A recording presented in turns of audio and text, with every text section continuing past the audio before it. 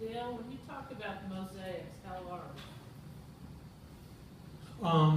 Initially, they're going to have to be controllable. So, what you can manage is in terms of cost and controlling that area. Bitter brush is, and I'm sure that Kim would attest to you, that bitter brush is extremely flammable. I've seen one bitter brush plant torch and set off a pine tree. It just up and then the pine tree went right with it. So there's a lot of energy stored in those shrubs. Tremendous amount of energy stored in those shrubs. Yes, Tim? Next to our house, it looked like where those deer were standing, and the flames were 30 to 70 feet high. Yeah. It was crazy hot. How do you burn a mosaic in that? That was the question. Is Yeah. How big? So you probably have to go in and do some fuels reconfiguration to start with, Yeah. or some fuel manipulation of some sort before you can What would accomplish be that. an ideal size of a mosaic? Oh, I'd say 100 acres. Okay. So, but again, it's experimenting, and we're not doing that as a culture, as a society. We're not doing that. We're not experimenting. We're not burning to learn. We're burning to suppress fires. We need to learn to burn and how to use fire to maintain our landscape and create a safe environment. Would smaller mosaics be worthwhile, though? I mean, say, 100 feet or something, It's- swatches of 100 feet or something. It's a start. It's a start. Okay, this is something I did think of, Ken.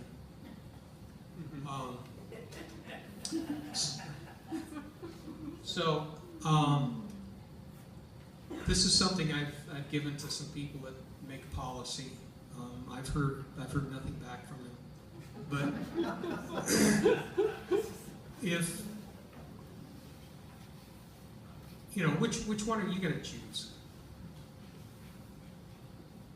Is the event planned? Yes. Wildfire? No. Where will the fire occur? You know where it's going to occur in a prescribed fire.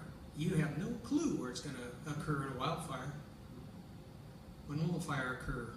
How big will the fire be? How long will the fire last? How much will the fire cost? How much smoke will there be? Where will the smoke go? How long will the smoke last? So we're willing to live with this by choice, apparently. Because if we don't support prescribed fire, then we are choosing wildfire by default. That's our choice. And then some sound bites I came up with that they really work around reporters. Like no fire is not an option, no smoke is not an option, wildfire is a war, prescribed fire is a tool. More prescribed fires equal less severe wildfires. Fire is an ecological imperative. Fire-dependent habitat depends on fire, its effects, and byproducts. So, I think you kind of get the idea what I think about prescribed fire. And, I wanted to show Ken this pileated woodpecker on some old growth here. So the pileated woodpeckers we grow in the Sinlahegan must be a little demented or something. Now you put up a snack for me. Yeah. So anyway, thank you for your attention. If you have any questions, and I'd also like to invite anyone to go on a tour of the Sinlahegan prescribed burning that we've done and the fuels reduction. It's reducing the fuels, taking it off the land, and also prescribed fire that we've done and the effects that we've seen in this effort. So, question? Can you speak a little bit more to the details about how fire runs in the Shrub-Steppe if you do have frequent fire? Like, as we talk about forest fire, we talk about, well, if you have the fire come through, you're reducing the ladder fuels and reducing duck accumulation, and you're going to,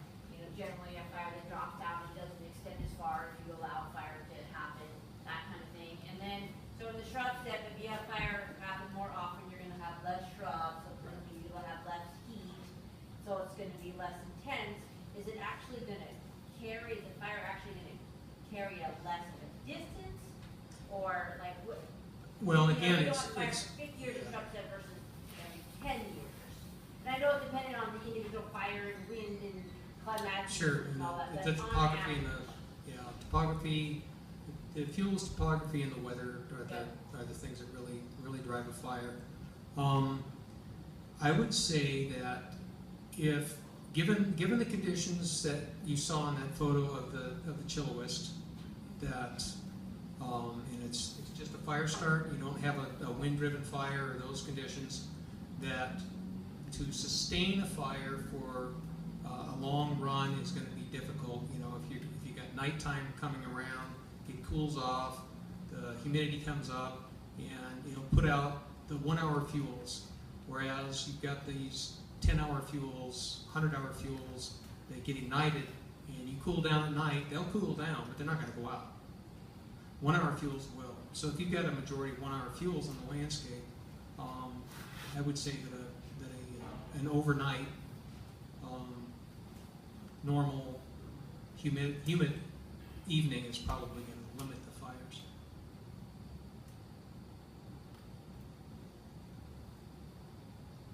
Yes?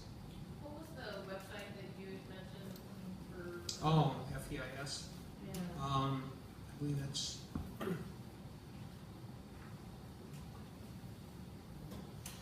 No, this is Shrub-Steppe Grassland Restoration Manual for Columbia Basin.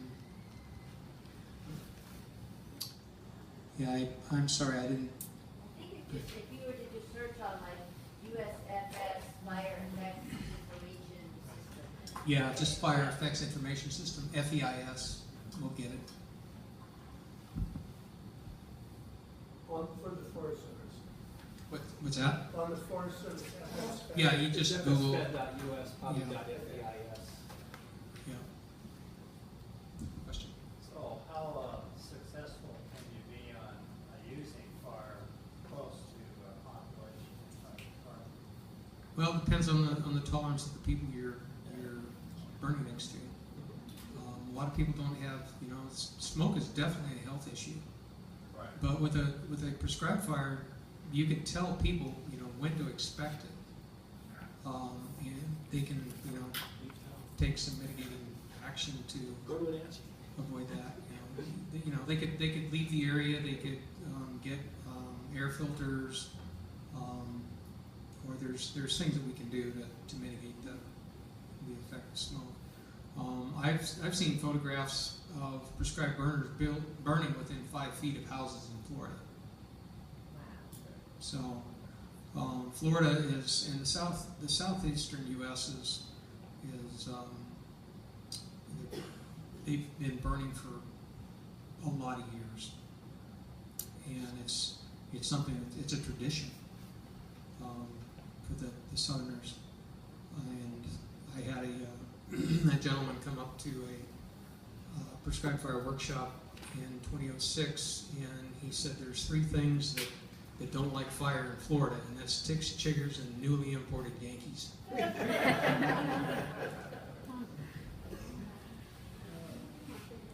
So the people that you're burning around, their tolerance of smoke and their perception of what it is. So I think that people need to get out and see what a prescribed burn is all about. We have put out as much as 8,000 feet of hose around a prescribed burn area and set up sprinklers around the burn unit to wet it down before we begin ignitions. So, and that's common practice in prescribed burning. So would you, heavily wooded areas around homes, would you manually thin that first before you go ahead and burn? You definitely want to look at reconfiguring fuels or reducing fuels before prescribed burning. One thing that we do when we put in a fire line is we will move slash away from the fire line. You have to get that heat that's going to be dissipated from that pile of slash. You have to get it away from the fire line if you're going to hold the fire. So that's just reconfiguring fuels, moving it around. So no, you just don't go out and start burning. There's an amazing process you have to go through, planning the fire, developing a burn plan, getting a burn permit from the DNR, and then on the day that you burn, well, actually the day before you burn, you're supposed to submit a request for smoke approval for a burn unit, and if you're lucky, you'll get a yay or a nay by 10 o'clock the next day. Hopefully it would be earlier, so you don't have people standing around too much. We try to plan prescribed burns so that people are staying busy prepping things, and don't end up standing around waiting for somebody to say, "Oh yes, you can go ahead and burn," or "No, you're not going to burn today." So it's a pretty onerous system. Yes. Just with the smoke and air quality, is that kind of currently in Washington State kind of a hindrance to prescribed fire and expanding it in some areas? I would say that the greater hindrance is implementation. It's how the policy is being implemented is more of a hindrance. What's the question? The question being, is the smoke and clean air a hindrance to prescribed burning in Washington? And I'd say at this point in time, they were making an effort at trying to reduce the size of the particulates allowed, but that didn't go through. So that would have been more hindrance. But right now, I think just implementation, better coordination between DNR and DOE, we could do a little bit better. Any other questions? Yeah. Is Tall Timbers in Tallahassee still producing educational material? Oh yeah, they're going great guns. And they're doing a great job cranking out information on fires and involved in prescribed fire councils. So, and burning, ecological burning. So, Jim, I'm sorry. Ken? Do you have any comments on the knee-jerk politics and the suppression and all that's going on right now versus moving forward, proactive work, thinning, prescribed burning, that sort of thing? Well, I don't think we should stop suppression. I don't think we should get people killed trying to suppress fires. It's pretty heartrending to watch the video about the Yarnell firefighters, the hotshots, the 19 hotshots that died on the Yarnell fire in Arizona. And they were in a safe place. And for some reason, 19 of them, with a superintendent that had 15 years of firefighting, all chose to violate one of the 10 standing firefighting orders. Don't take your eyes off the fire. Know what your fire is doing at all times. And they walked right into it. And that's pretty. They don't know why. They don't know why they chose to do that. Nobody survived. But there was one radio call that asked if they could get back to their vehicles and try to provide additional resources to protect the town of Yarnell. So there's speculation that they were making that choice. They were hoping that they could take this shortcut and get back to their vehicles. So suppression is important, but we need to do it so we succeed and don't kill anybody. But I think we need to be also looking at using prescribed fire as a tool to manage our vegetation, manage our fuels, manage the habitats, and create better conditions for us, firefighters, and wildlife. Yes? Maybe just a clarification. Am I understanding that you are doing prescribed fires at the facility in the Shrub-Steppe area as well as in the forest area? Yes. You are? Yeah. Are there any Shrub-Steppe prescribed burns in Methow? Not that I'm aware of. Yeah. We won't have any, there'll be about 24,000 acres on the Methow wildlife area that won't get prescribed burn very soon. So.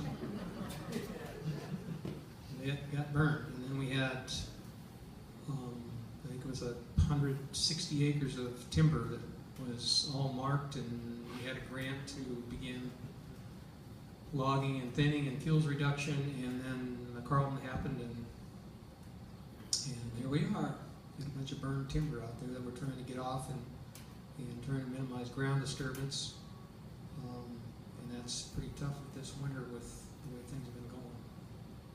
So, yes? You have to deal with domestic grazing permits on the Sinalahican? Yes. Yep, for permits. What I part of my method, my madness is trying to get some of these private ranchers, the larger ranchers, to start looking at using prescribed fire as a rotation in their pasture management. So I think that also the Fish and Wildlife has taken a lot of criticism for not, for having pasture that's not being used. Well, we stepped up to the plate when a lot of one of our permittees lost all of their grazing, or most of their grazing, on the Methow wildlife area and the Chillowas. And we found some other ground that we made available to them so they'd have an alternate pasture for this emergency. Otherwise, they were faced with either going out of business or trucking the cattle a long ways away. So I think that ground that they're able to use now is good wildlife habitat, and it's not going to be detrimental to have cattle on there for a couple of years under managed grazing program. So it's we get back to burning and managing the ground, managing the vegetation. Yes.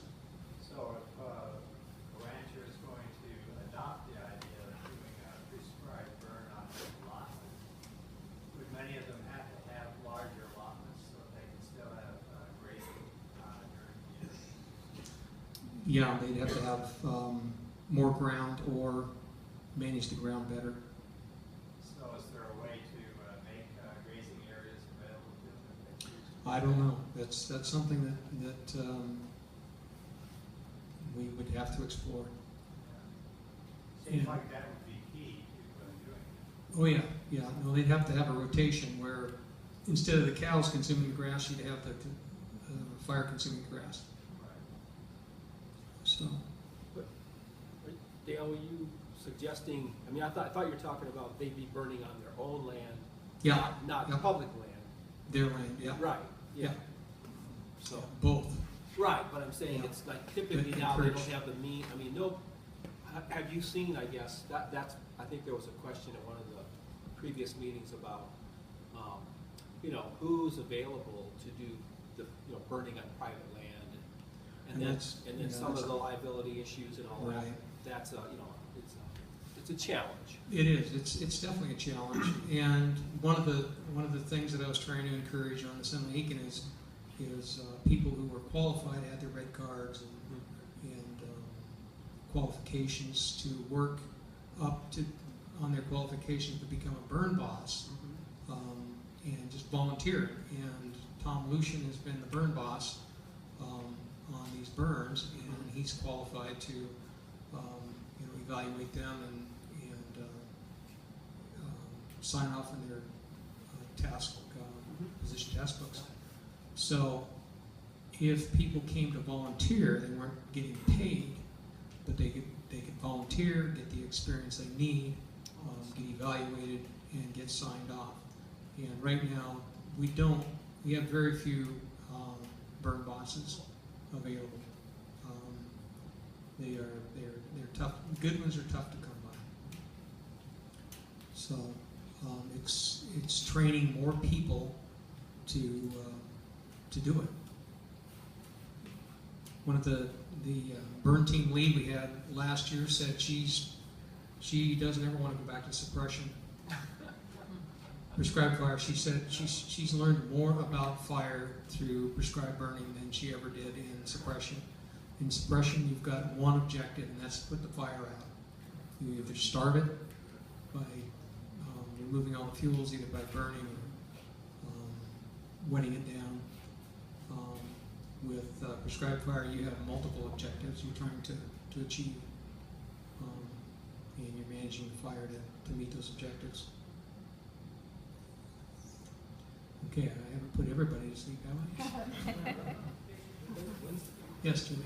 So I have a question about, I'm kind of thinking of one area in particular, but it's bitter brush, pre-fire was bitter brush, knapweed, mustard, mullein, goldflax, just, weeds and bitter brush, basically. Mm-hmm.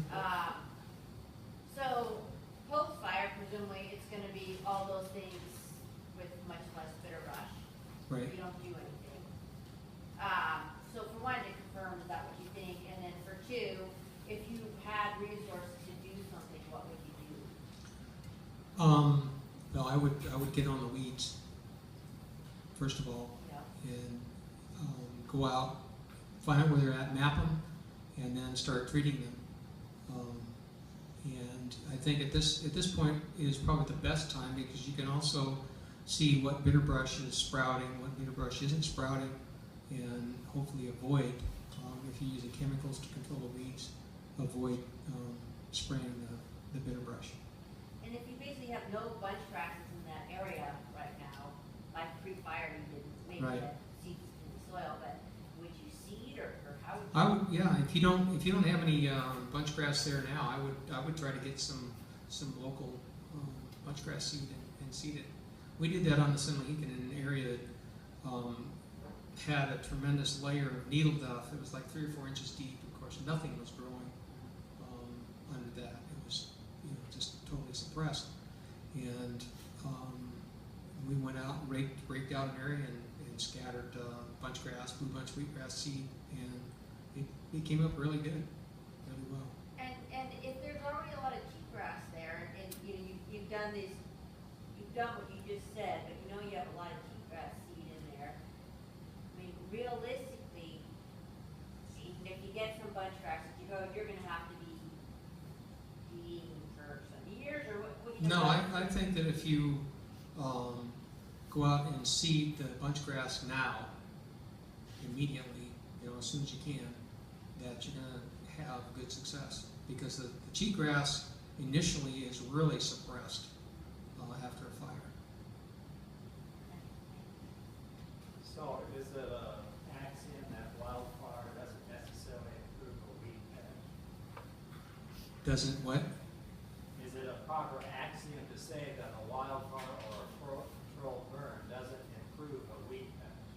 No, not generally speaking. No. Yeah, there's some weeds that are suppressed or diminished by fire, but others, really like it, take off.